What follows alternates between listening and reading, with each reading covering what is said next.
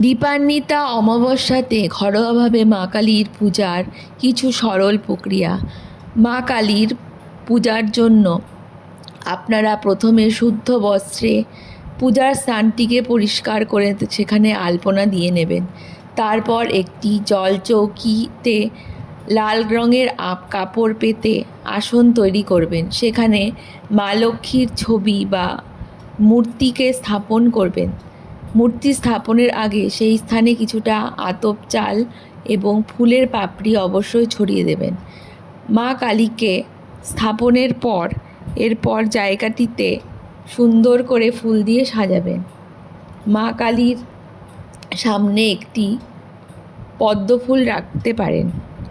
প্রথমেই গঙ্গাজল হাতে নিয়ে আচমন সেরে নেবেন এবং বলবেন নমো বিষ্ণু, নমো বিষ্ণু, নমো বিষ্ণু।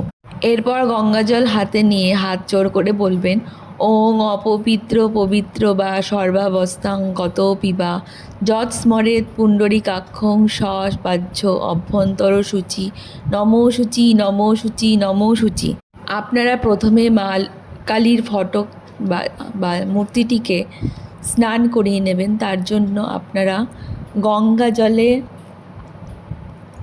গোলাপ জল, চন্দন, অগরু ইত্যাদি দিয়ে সুগন্ধি জল তৈরি করে নিতে পারেন।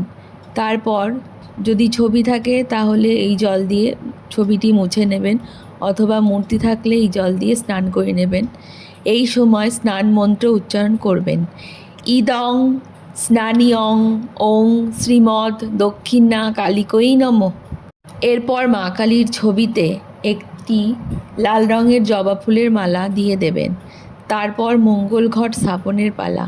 মঙ্গল ঘট স্থাপনের জন্য আপনারা গঙ্গা মাটি রেখে তার উপর আতপ চাল, দূর্বা, পঞ্চশস্য, পঞ্চগব্য ইত্যাদি রেখে তার উপর মঙ্গল ঘট রাখবেন। মঙ্গল ঘটে মঙ্গল চিহ্ন সিঁদুরের ফোঁটা দিয়ে আঁকবেন। তার উপরে একটি মাটির সরায় কিছুটা পরিমাণ আতপ চাল নিয়ে নেবেন। ওই মঙ্গল ঘটের মধ্যে গঙ্গা জল ঢেলে তার মধ্যে 1 টাকার কয়েন, আতপ চাল ইত্যাদি দান করতে পারেন। আর তার সাথে কিছুটা পরিমাণ সিদ্ধিও দিয়ে দিতে পারেন। তাহলে আপনার সমস্ত কাজ খুব সুন্দরভাবে সম্পন্ন হবে। এরপর আম্রপল্লবে সিঁদুরের ফোঁটা দিয়ে নেবেন। তার উপর মাটির সরাতে যে চালটা রেখেছিলেন সেই মাটির সরাটা রেখে তার উপর ডাব রাখবেন। ডাবে অবশ্যই মঙ্গল চিহ্ন এবং সিঁদুরের 5টি ফোঁটা দিয়ে নেবেন। এই ঘটের উপর আপনার ছেদি গামছা রেখে চাঁদমালা পরিয়ে দিতে পারেন। ঘটের উপর একটি জবা ফুল রাখবেন এবং প্রথমে পঞ্চদেবতার পূজা করে নেবেন। পঞ্চদেবতার পূজার মন্ত্র এতে গন্ধপুষ্পে ওং গণেশায় নমঃ, এতে গন্ধপুষ্পে ওং শ্রী সূর্যায় নমঃ, এতে গন্ধপুষ্পে ওং শ্রী বিষ্ণবে নমঃ, এতে গন্ধপুষ্পে ওং নমঃ শিবায় নমঃ, এতে গন্ধপুষ্পে ওং হ্রিং দুর্গায় নমঃ। এরপর মা দক্ষিণা কালীর ধ্যান মন্ত্র আপনারা জপ করে নেবেন। তারপর মঙ্গল ঘটে আপনারা ফুল অর্পণ করবেন।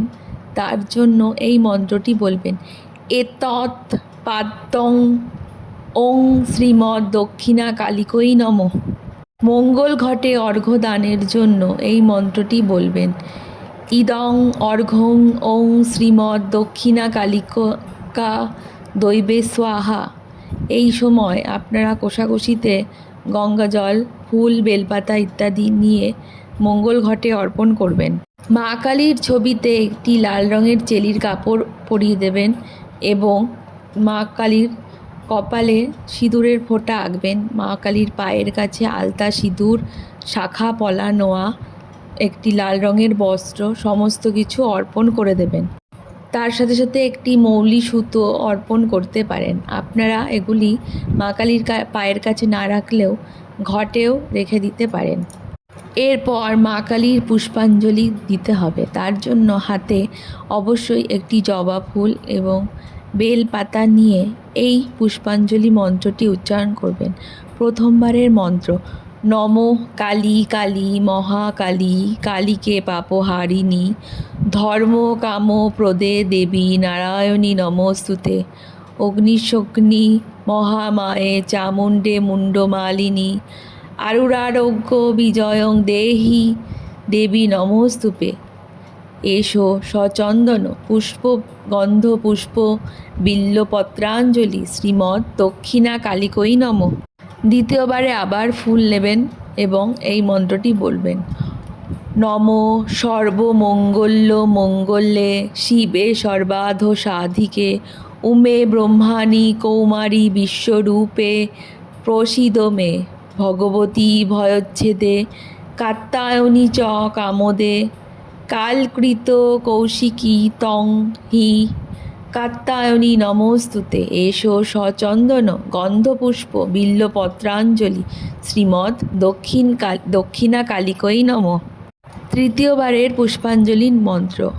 নম প্রচণ্ডে পুত্রদে নিত্যং সুপ্রীতে সুরনায়িকে কুলোদত করে চগ্রে জয়ং দেহি নমস্তুতে। সৃষ্টিস্থিতি বিনাশনং শক্তিভূতে সনাতনী গুণাশ্রয়ে গুণময়ে নারায়ণী নমস্তুতে। এসো সচন্দন গন্ধপুষ্প বিল্বপত্রাঞ্জলি শ্রীমৎ দক্ষিণা কালিকই নমঃ। পুষ্পাঞ্জলি শেষ হলে আপনারা হাতে জোর করে প্রণাম মন্ত্র বলবেন। ওং জয়ন্তী মঙ্গলা কালী ভদ্রকালী কপালিনী দুর্গা শিবা ক্ষমা ধাত্রী স্বাহা স্বাধা নমস্তুতে। নম কালী কালী মহাকালী কালীকে পাপহারিণী ধর্মার্থ মোক্ষদে দেবী নারায়ণী নমস্তুতে। সর্বমঙ্গল্য মঙ্গলে শিবে সর্বাধ সাধিকে শরণ্যে ত্রম্বকে গৌরী নারায়ণী নমস্তুতে।